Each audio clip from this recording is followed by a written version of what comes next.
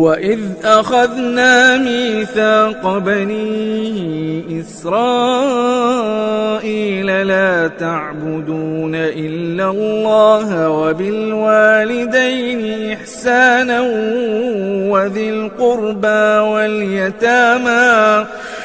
الْقُرْبَى وَالْيَتَامَى وَالْمَسَاكِينِ وَقُولُوا لِلنَّاسِ حُسْنًا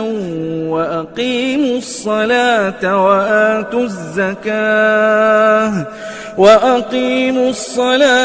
وَآتُوا الزَّكَاةَ ثُمَّ تَوَلَّيْتُمْ إِلَّا قَلِيلًا